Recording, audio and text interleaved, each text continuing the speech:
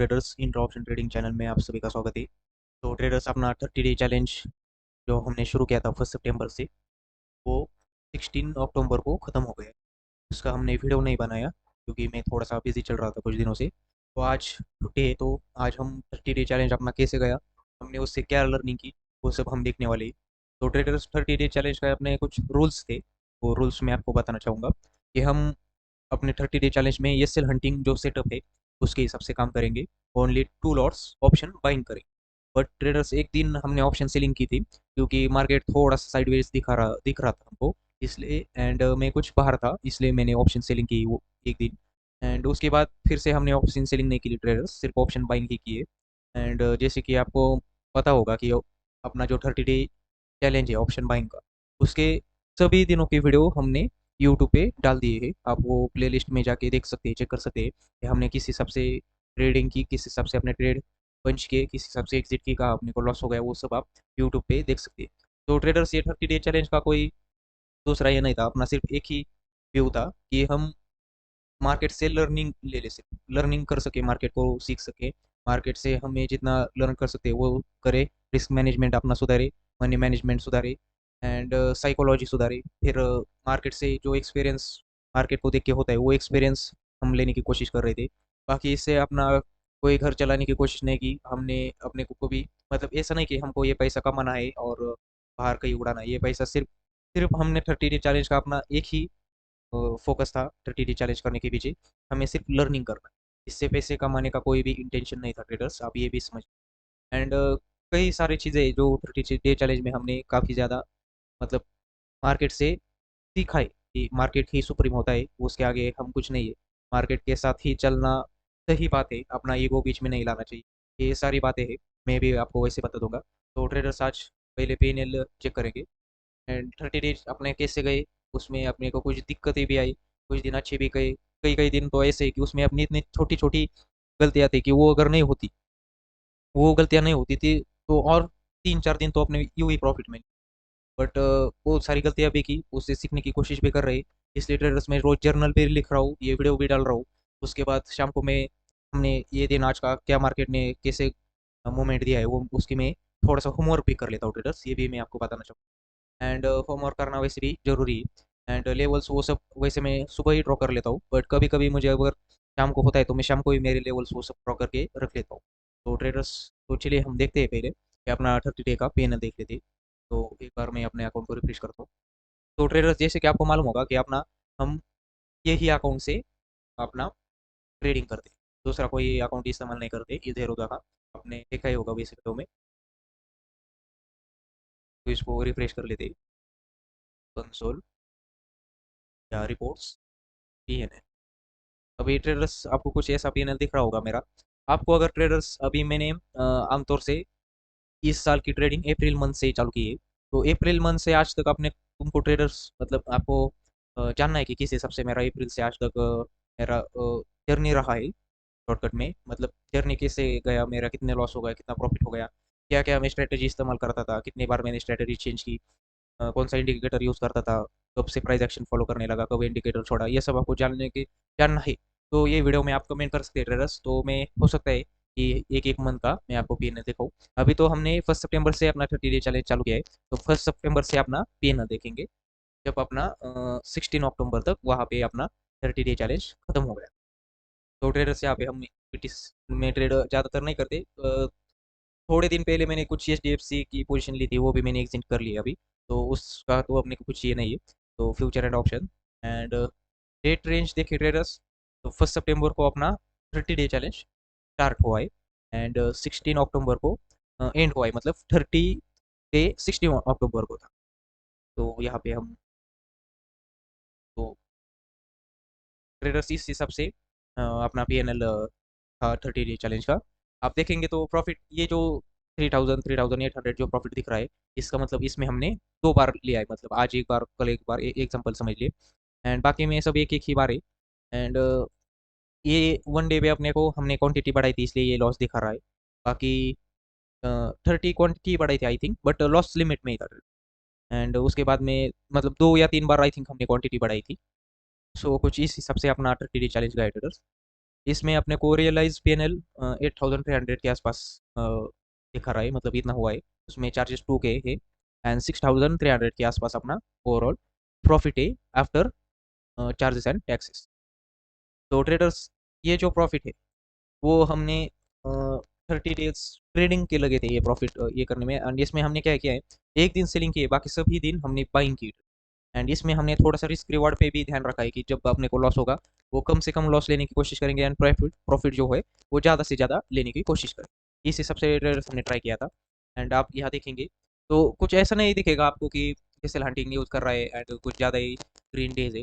लगभग से 2-4 दिन सिर्फ ग्रीन डे ज़्यादा है, बाकी रेड डेज भी अच्छे खासे आप देखेंगे।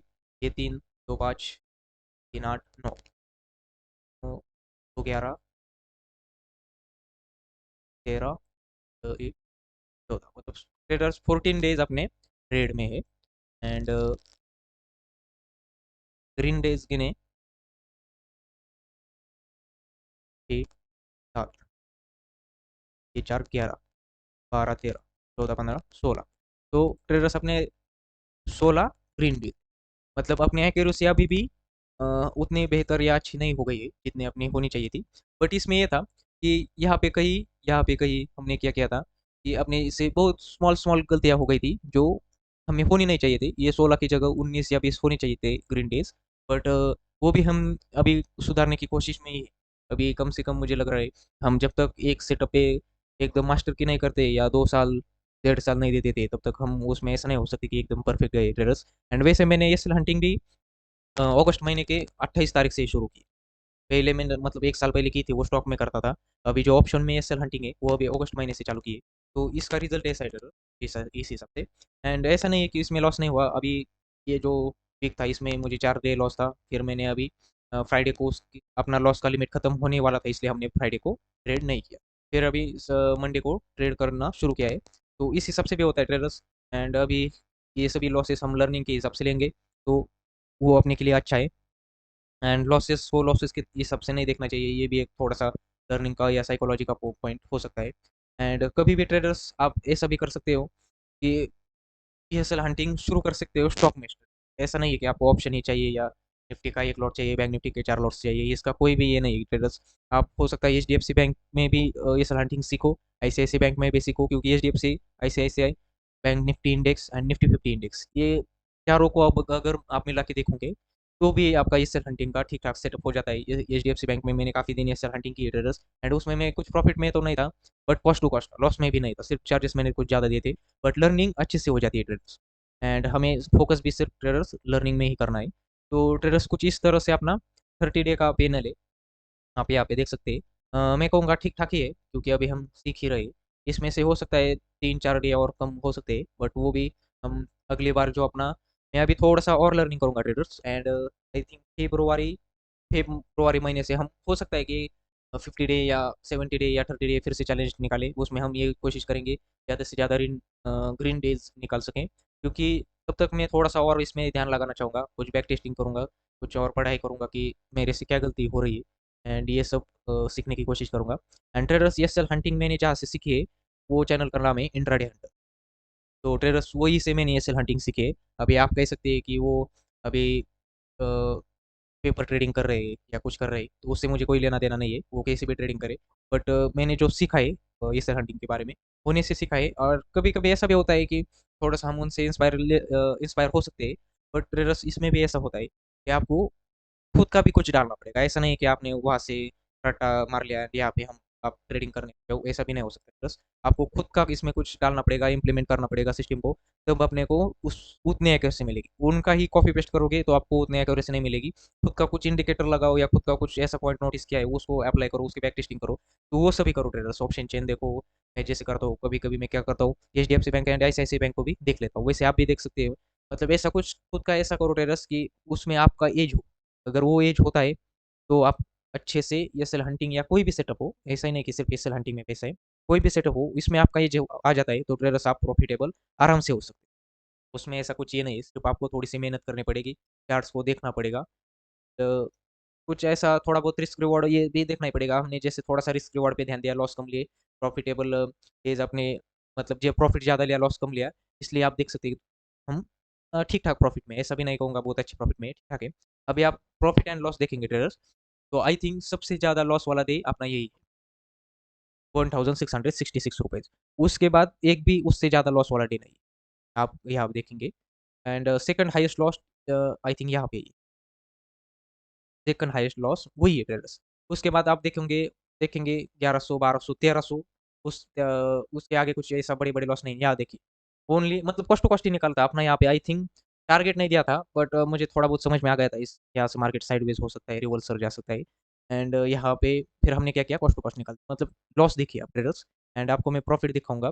तो प्रॉफिट ऐसा नहीं है, कभी-कभी कॉस्ट टू कॉस्ट है, कभी-कभी ज़्यादा है। यहाँ देखिए जैसे 1800, 2000 1700, 1300, 1400, 1800, 1400 ऐसे कुछ मतलब प्रॉफिट जो है वो बड़े हैं एंड लॉस उसके कंपैरेटिवली कम है। तो आप थोड़ा बहुत रिस्क रिवॉर्ड पे भी ध्यान देते हो ट्रेडर्स तो भी ठीक-ठाक आपका मंथ चला जाएगा एंड ट्राई कीजिए कि वीकली के वीकली थोड़ा बहुत प्रॉफिटेबल रहने की कोशिश कीजिए, मतलब मंथ अच्छा जाता है। एक ही दिन में अपने को सब पूरा मार्केट का पैसा नहीं लूटना है ट्रेडर्स, ऐसा भी ध्यान में रखिए। थोड़े बहुत अभी सिर्फ साइकोलॉजी साइकोलॉजी मतलब मेरा ऐसा मानना है, साइकोलॉजी साइकोलॉजी कह के कोई उसका ये नहीं है। आपको उतनी मेहनत करनी पड़ेगी, तब जाके साइकोलॉजी डेवलप होती है। किताबें पढ़ के मतलब आप चार्ट नहीं देख रहे हो, सिर्फ किताबें पढ़ रहे हो, वीडियो देख रहे हो, इससे कोई भी ज़्यादा फायदा नहीं होने वाला है। तो आपको चार्ट आखिर में देखना ही पड़ेगा, अच्छा खासा उस पे वक़्त बिताना पड़ेगा, मेहनत करनी पड़ेगी। ऐसा मुझे लगता है, ऐसा मुझे मेरा मानना है एंड कुछ देखना पड़ेगा, आपको जर्नल लिखना पड़ेगा, रात को आपने कितने ट्रेस किए, तो सब देखना पड़ेगा, कहाँ पे ओवर ट्रेडिंग की है, कहाँ पे आपसे थोड़े बहुत पॉइंट मिस हो गए, क्या उसमें आप बेटर कर सकते हो, ये सभी पॉइंट आपको देखने पड़ेंगे एंड हो सके जितना हो सके उतना टिप्स ये चैनल जो होते हैं अपने टेलीग्राम चैनल, इससे दूर ही रहने की कोशिश कीजिए, क्योंकि उससे कभी भी प्रोफेशनल प्रॉफिटेबल ट्रेडर्स आप नहीं बन सकते। हो सकता है आप कॉस्ट टू कॉस्ट हो जाओ, उससे अपना लॉस भी नहीं रिकवर होने वाला, उससे आप प्रॉफिटेबल भी नहीं होने वाले। तो ट्रेडर्स यही था अपना 30 डे चैलेंज मैं कहूँगा ठीक-ठाक है।